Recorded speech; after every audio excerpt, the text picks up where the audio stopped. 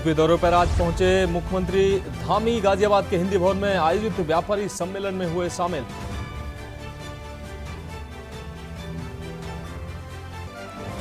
चुनाव के बाद एक्शन मोड में मुख्यमंत्री पुष्कर सिंह धामी जंगल की आग को लेकर अधिकारियों को दिए दिशा निर्देश।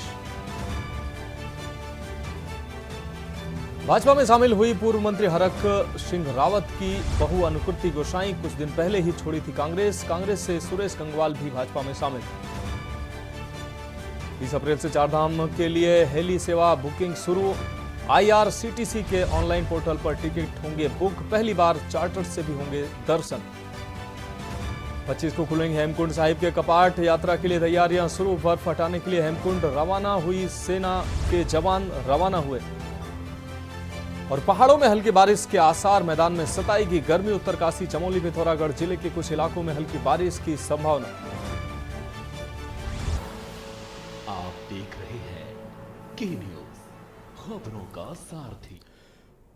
नमस्कार, उत्तराखंड की खबरों के साथ मैं हूं मनोज मानस और अब खबरें विस्तार से। भाजपा के सदस्यता अभियान के तहत भाजपा मुख्यालय देहरादून में कांग्रेस के नेताओं को पार्टी की सदस्यता दिलवाई गई। भाजपा प्रदेश अध्यक्ष महेंद्र भट्ट ने पटका पहनाकर कांग्रेस के तीनों नेताओं को सदस्यता दिलवाई, जिसमें सुरेश गंगवार, कांग्रेस के पूर्व राष्ट्रीय संयुक्त कोऑर्डिनेटर उधम सिंह नगर, पूर्व कांग्रेस जिला पंचायत अध्यक्ष रेणु गंगवार, इसके साथ ही पूर्व कैबिनेट मंत्री हरक सिंह रावत की बहू व कांग्रेस विधायक प्रत्याशी रही अनुकृति गोसाई ने भी भाजपा की सदस्यता ली, भाजपा का दामन थाम लिया।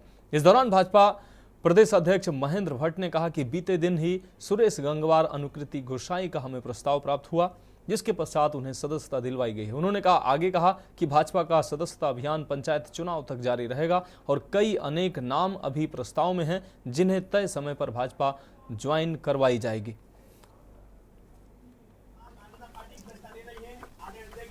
देखिए, मुझे बहुत खुशी है आज कि जो हमारा नेतृत्व है उसने मुझे अपने परिवार का हिस्सा बनाया है। भारतीय जनता पार्टी को मैंने ज्वाइन किया है।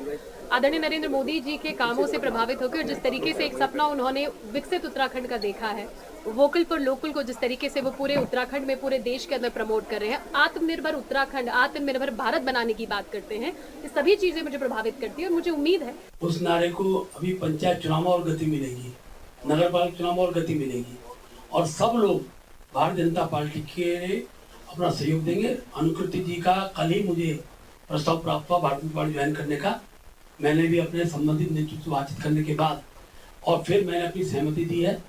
हमारे गंगवार जी, आपने क्योंकि कांग्रेस पहले छोड़ दी थी, लेकिन आपने भी दो दिन पहले ही भारतीय जनता पार्टी ज्वाइन करने की इच्छा व्यक्त की है। देखिए, मैं सबसे पहले अखिल भारतीय विद्यार्थी परिषद का विश्वविद्यालय प्रमुख रह चुका हूँ, रोहिलखंड विश्वविद्यालय बरेली में, और मैं आदरणीय मोदी जी की नीतियों से, आदरणीय अमित शाह जी की नीतियों से, आदरणीय हमारे जो राष्ट्रीय अध्यक्ष हैं उनकी नीतियों से, हमारे माननीय मुख्यमंत्री जी की नीतियों से और माननीय प्रदेश अध्यक्ष जी की नीतियों से, सबकी नीतियों से खुश होकर और खासकर भारतीय जनता पार्टी की जो इस तरह की जो विचारधारा, जो कार्यशैली है, उसको खुश होकर हम लोगों ने। देखिए, मुझे बहुत खुशी है आज कि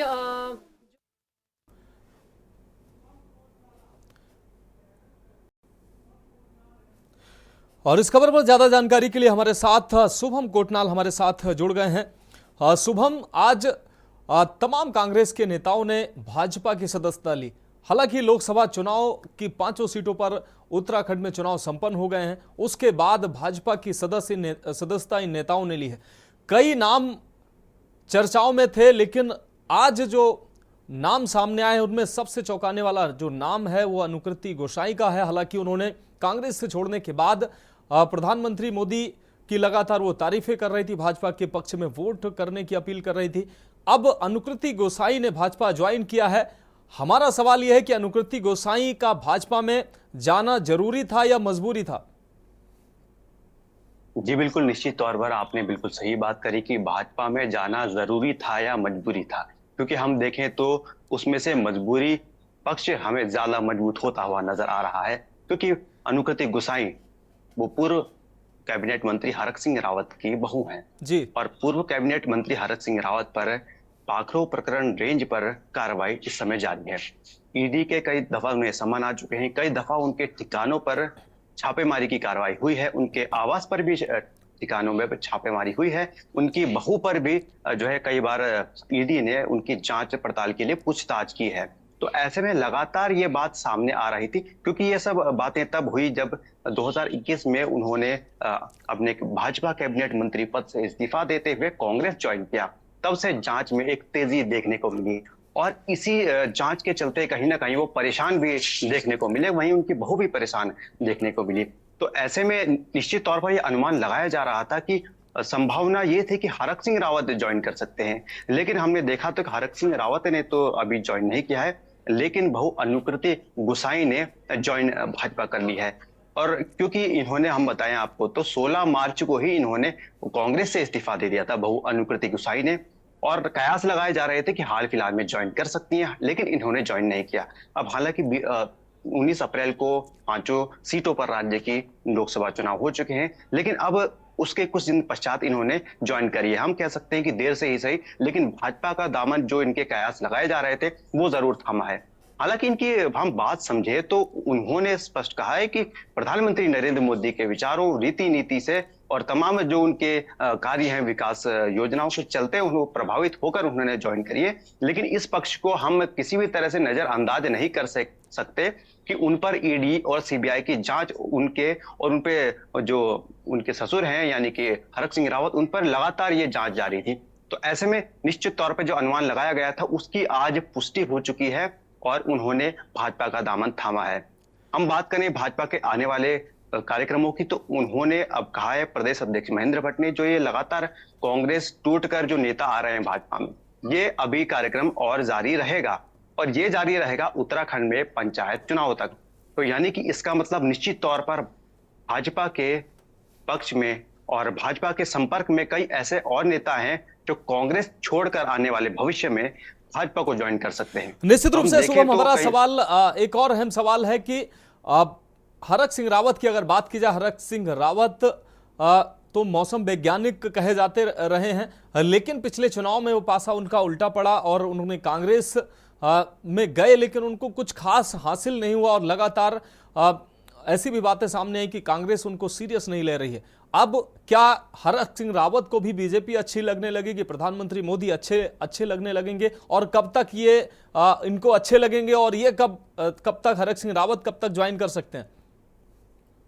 जी बिल्कुल, देखें तो अभी तो फिलहाल इसके कोई कयास नहीं नजर आ रहे हैं। इसमें एक महत्वपूर्ण बात वो ये है कि केंद्रीय नेतृत्व की ओर से उनको निष्कासित किया गया है और 6 साल के लिए पार्टी से निष्कासित किया गया है। तो इतना तो जाहिर है कि उनको राज्य के स्तर पर सदस्यता नहीं दिलवाई जा सकती। तो ऐसे में हम देखें तो उनका सदस्यता लेना काफी मुश्किल है, क्योंकि केंद्रीय नेतृत्व से उनको कहीं ना कहीं संपर्क करना पड़ेगा, और क्योंकि वो एक दफा पहले भी दल बदल चुके हैं, ऐसे में उनका शामिल होना भाजपा में ये स्पष्ट संकेत चला जाएगा कि कहीं ना कहीं ये जांच के चलते ये सब हो रहा है, उनकी साख पर एक बट्टा लगता हुआ हमें नजर आएगा। लेकिन इसी चलते हमने कहीं देखा है कि उन्होंने सीधे तौर पर ज्वाइन ना करते हुए अपनी बहू के जरिए भाजपा को कहीं ना कहीं भाजपा का दामन थामने की कोशिश करी है, और हालांकि इस बात को झुटलाया जा सकता है। और अब हम देखें तो कांग्रेस पार्टी में भी सुगबुगाहट तेज हो चुकी है। हालांकि इस वक्त हरक सिंह रावत कांग्रेस पार्टी में है, लेकिन वहां सुगबुगाहट तेज हो चुकी है कांग्रेस की ओर से। अभी आपको बताएं तो दोपहर में बयान आया है कि क्योंकि अब बहू अनुकृति गुसाई भाजपा में शामिल हो गई है, और बहू अनुकृति गुसाई का खुद यह कहना है कि उनके परिवार की ओर से किसी भी तरह की कोई आपत्ति नहीं है। यानी कि यह स्पष्ट तौर पर समझा जा सकता है कि परिवार की सहमति से उन्होंने पार्टी को यानी कि भाजपा को ज्वाइन किया है। अब ऐसे में देखें तो जाहिर सी बात है, जो मैंने शुभम हमारा आखिरी सवाल, शुभम आखिरी सवाल, जिस तरीके से भाजपा पर लगातार सवाल उठते रहे हैं कि भाजपा के पास वो डिटर्जेंट है जो भाजपा में लोग जाते हैं और वो पाक साफ हो जाते हैं, तो क्या हरक सिंह रावत के ऊपर जो सीबीआई और ईडी की जांच चल रही है, भाजपा में जाने के बाद अब ये जांच बंद हो जाएगी क्या? देखिए, वैसे तो उस पर स्पष्ट तौर पर कुछ कहा नहीं जा सकता, क्योंकि यह जांच एजेंसियों का मामला है, कानूनी कार्रवाई का यह मामला है, कोर्ट का मामला है, अदालत का मामला है। तो स्पष्ट कहना कुछ ठीक नहीं है, लेकिन ऐसे कयास जरूर लगाए जा रहे हैं और ऐसे आरोप कांग्रेस पार्टी की ओर से लगातार लगाए जाते हैं कि जो भी भाजपा की वॉशिंग मशीन में जाता है, यानी कि कांग्रेस के ऐसे नेता जो भाजपा में गए हैं, अपनी जांच पर आंच ना आने के चलते उन पर वॉशिंग मशीन में धुलाई होती है, या जो भी उनका आरोप है कि उन पे उसके बाद जांच में शिथिलता देखने को मिलती है, तो ये एक दिलचस्प बात होगी कि जो लगातार ये आरोप लगते आए हैं, अब देखना होगा कि जो ईडी की कार्रवाई उन पर हो रही है, क्या इस कार्रवाई में शिथिलता देखने को मिलती है, या फिर ये कार्रवाई उसी मुस्तैदी के साथ आगे बढ़ती हुई नजर आती है। निश्चित रूप से शुभम इस तमाम अपडेट, तमाम जानकारी के लिए आपका बहुत शुक्रिया। तो आपको बता दें कि हरक सिंह रावत की बहू अनुकृति गोसाई ने भाजपा का दामन थाम लिया। इसके अलावा कई अन्य नेताओं ने कांग्रेस का दामन छोड़कर भाजपा का दामन थामा है।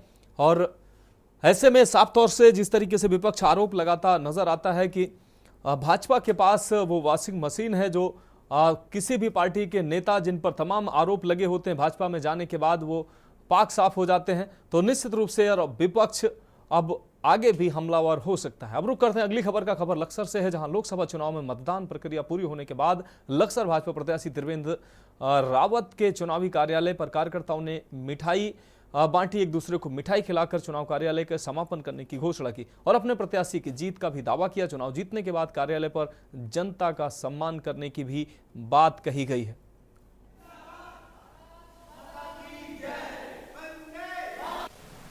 देखिए, करीब हम 1.5 लाख मतों से हमारी हरिद्वार सीट पर हमारे त्रिवेंद्र रावत जी विजयी होंगे। और आज तो हम लोग अपने गिरी जी का सम्मान करने के लिए यहाँ पे एकत्र हुए हैं। आज हमारे कार्यालय का समापन हो रहा है।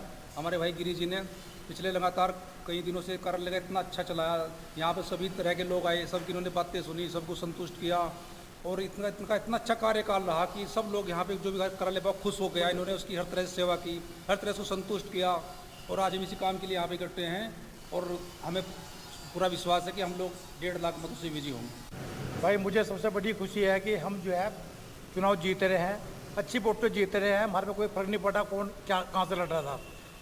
पहली बात तो है कि कुछ हमारे नेता घर से कम निकले, कुछ मतदान लक्ष्य में कुछ कम हुआ, लेकिन फिर भी बहुत अच्छी वोट पे जीत रहे हैं।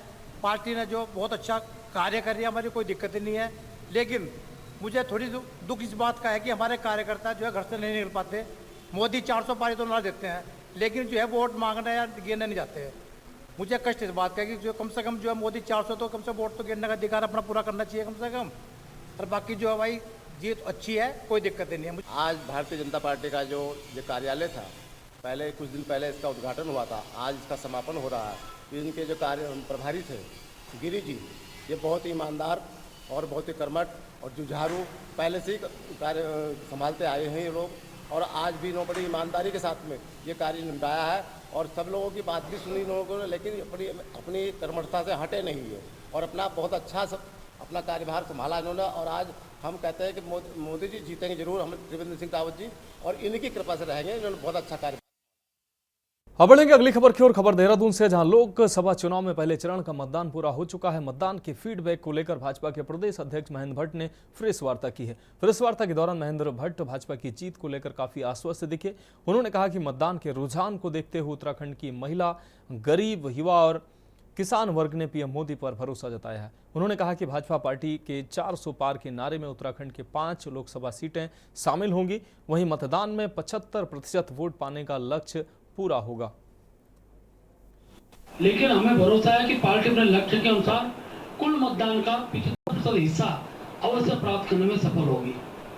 4 जून को मोदी जी की 400 पार की माला में 5 कमल उत्तराखंड के गूंथे जाना तय हो गया है। अब तक सामने आए आंकड़ों से फिलहाल विगत चुनाव के मुकाबले लगभग अब तो मुझे लगता है 2% मत कम मतदान की उम्मीद जताई जा रही है। मुख्यमंत्री, मंत्री, विधायक, पार्टी पदाधिकारियों के नेतृत्व में कार्यकर्ताओं की मेहनत के दम पर हम अपने समर्थकों को मतदान कराने में सफल हुए हैं। कम मतदान का सबसे बड़ा कारण कांग्रेस समर्थकों की उदासीनता रही है। तो उत्तराखंड की खबरों में वक्त एक ब्रेक का हुआ, जल्द हाजिर होंगे। आप देख रहे हैं के न्यूज, खबरों का सारथी। ब्रेक के बाद उत्तराखंड की खबरों में एक बार फिर से आपका स्वागत है। रुक करेंगे अगली खबर का। देहरादून से अगली खबर की बात करेंगे, जहां भाजपा का सदस्यता कार्यक्रम लगातार जारी है। आज भी कांग्रेस के 3 नेताओं ने भाजपा को ज्वाइन किया। इसी के साथ ही भाजपा कांग्रेस मुक्त का नारा भी बुलंद कर रही है। इस पर प्रतिक्रिया देते हुए प्रदेश कांग्रेस महामंत्री नवीन जोशी ने कहा कि बीजेपी साम दाम दंड भेद की नीति अपनाकर भय दिखाकर उन कांग्रेसियों को अपने पाले में खींच रही है जिन पर किसी तरह की जांच चल रही है अथवा वे अपने व्यक्तिगत हित साधना चाहते हैं। केवल वे ही बीजेपी में जा रहे हैं। साथ ही उन्होंने कहा कि कांग्रेस का प्रतिबद्ध कार्यकर्ता व नेता आज भी कांग्रेस के साथ खड़ा है और कांग्रेस एक समुंदर है जिसमें से अगर कुछ लोग चले भी जाते हैं तो कोई खास फर्क पड़ने वाला नहीं। उन्होंने कहा कि लोकसभा चुनाव में कांग्रेस निश्चित तौर पर जीत रही है और ऐसे में जो कांग्रेसी नेता भाजपा में जा रहे हैं उनको आने वाले समय में केवल पछतावे के सिवा कुछ हासिल नहीं होगा। देखिए, कांग्रेस छोड़कर भारतीय जनता पार्टी में जो लोग जा रहे हैं उससे कांग्रेस को कोई फर्क पड़ने वाला नहीं है। जो भारतीय जनता पार्टी कांग्रेस मुक्त की भारत की बात कर रही थी, आज ये कांग्रेस युक्त भारतीय जनता पार्टी हो गई है, क्योंकि इसमें आधे से ज्यादा नेता जो हैं कांग्रेस के हैं। भारतीय जनता पार्टी ने जो नेताओं को अपने पक्ष में लाने की मुहिम जो चला रखी है उसमें साम दाम दंड भेद किसी भी प्रकार से ये लोगों को अपनी पार्टी में लाना चाह रहे हैं। ये वो लोग जा रहे हैं जिनके अपने व्यक्तिगत हित साधने हैं जिन लोगों ने, और जो कांग्रेस का सक्रिय कार्यकर्ता है, जो हमेशा जिसने कांग्रेस के लिए संघर्ष किया है और कांग्रेस ही है जो, वो कभी कांग्रेस छोड़ने वाला नहीं है। बढ़ेंगे अगली खबर की ओर। उत्तराखंड में 19 अप्रैल को प्रथम चरण में लोकसभा चुनाव संपन्न हो गए हैं। इसी को लेकर कैबिनेट मंत्री गणेश जोशी ने भाजपा कार्यकर्ताओं को लेकर आभार बैठक रखी, जिसमें उन्होंने कहा कि उनकी विधानसभा मसूरी, जिसमें लोकसभा टिहरी सीट आती है, उसमें उनके कार्यकर्ताओं ने अथक प्रयास किया जिससे भाजपा की जीत सुनिश्चित होगी। उन्होंने कहा कि क्योंकि भाजपा कार्यकर्ता आधारित पार्टी है जिसके चलते एक साधारण कार्यकर्ता भी शीर्ष पर अपनी मेहनत के बल पर पहुंच जाता है, इसलिए पार्टी को जीत दिलाने का एक बड़ा दायित्व कार्यकर्ताओं पर होता है। इसलिए आज यह आभार कार्यक्रम रखा गया है। देखिए, भारतीय जनता पार्टी एक कार्यकर्ता आधारित पार्टी है। भारतीय जनता पार्टी विश्व की नंबर 1 पार्टी है। भारतीय जनता पार्टी की ये विशेषता है कि आज चाय बेचने वाला देश का प्रधानमंत्री बन सकता है, एक मेरे जैसा फौज का सिपाही 4 बार विधायक बन सकता है, काबीना मंत्री बन सकता है, एक एबीवीपी का कार्यकर्ता पुष्कर सिंह धामी इस प्रदेश का मुख्यमंत्री बन सकता है। ये इस पार्टी की विशेषता है और इस चुनाव में हमारे एक एक कार्यकर्ता ने पूरी जिम्मेदारी के साथ, पूरी ईमानदारी के साथ काम किया। अगली खबर हरिद्वार से है, जहां हर की पैड़ी में ब्रह्म कुंड में 25 से 27 अप्रैल तक राम नाम की गंगा बहती नजर आई है। आपको बता दें, हर की पैड़ी की प्रमुख संस्था श्री गंगा सभा अपने अपने राम के कार्यक्रम का आयोजन करवा रही है, जिसमें मुख्य वक्ता देश के प्रसिद्ध कवि और कथावाचक कुमार विश्वास होंगे। कार्यक्रम हर की पैड़ी स्थित मालवीय द्वीप पर गंगा आरती के बाद 8 बजे से 11 बजे तक आयोजित होगा। इस बार हर की पौड़ी पर 3 दिवसीय कार्यक्रम अपने अपने राम का आयोजन किया जा रहा है, जो कि विश्व प्रसिद्ध कवि वक्ता श्री कुमार विश्वास जी द्वारा किया जाएगा। और वो इन 3 दिनों में आरती के उपरांत रात्रि 8 बजे से मालवीय द्वीप पर इस कार्यक्रम का आयोजन करेंगे और प्रभु श्री राम के जीवन के विषय में, उनकी शिक्षा और उनके जीवन से जो हम प्रेरणा ले सकते हैं, इस विषय में हम सभी को अपने विचारों से अवगत है। मैं जहाँ तक समझता हूँ, प्रभु श्री राम के जो व्यवहारिक जीवन के पहलू हैं, वो धार्मिक पहलू भी हैं, सभी को लगते हुए एक सार्थक चर्चा के रूप में वो इस विषय को अपने सामने रखेंगे। और क्योंकि जब प्रभु श्री राम के विषय में अपने अपने राम, तो निश्चित रूप से धार्मिक चर्चा भी होगी और धार्मिक चर्चा के साथ साथ सनातन की चर्चा भी होगी। अगली खबर रुड़की से है, जहां गुजरात में साल 2005 में मिले जीवाश्म को लेकर चौंकाने वाला सच सामने आया है। आईआईटी रुड़की के प्रोफेसर सुनील वाजपेयी और post doctoral fellow Devjeet Datta ने सांप की एक प्राचीन प्रजाति से पर्दा उठाया। यह खोज संस्थान की महत्वपूर्ण जीवाश्म खोज की बढ़ती सूची में शामिल हो गई। गुजरात के कच्छ में साल 2005 में मिले जीवाश्म को लेकर चौंकाने वाला सच सामने आया। हाल ही में हुए शोध में पता चला है कि दुनिया के सबसे बड़े सांपों में से एक ये जीवाश्म है। अब सवाल उठ रहा है कि क्या वैज्ञानिकों ने वासुकी नाग के अवशेष ढूंढ लिए हैं?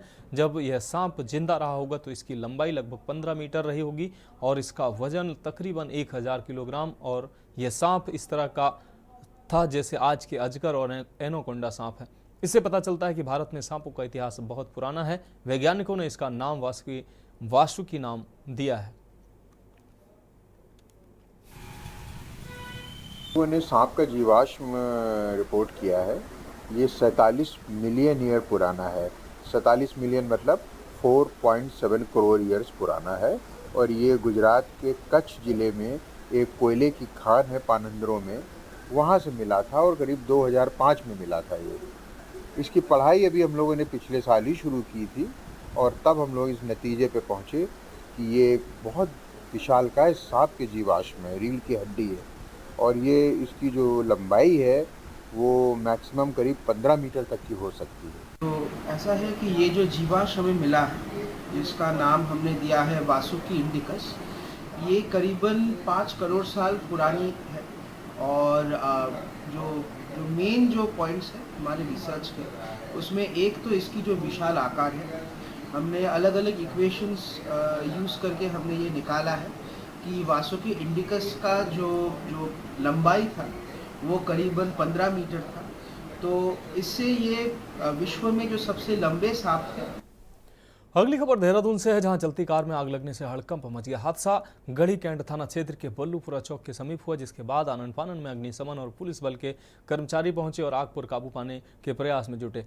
काफी मशक्कत के बाद आग पर काबू पाया जा सका। हालांकि घटना में कार जलकर खाक हो गई। उधर पुलिस की माने तो घटना से किसी के हताहत होने की खबर नहीं है। आग कैसे लगी इसकी जांच की जा रही है।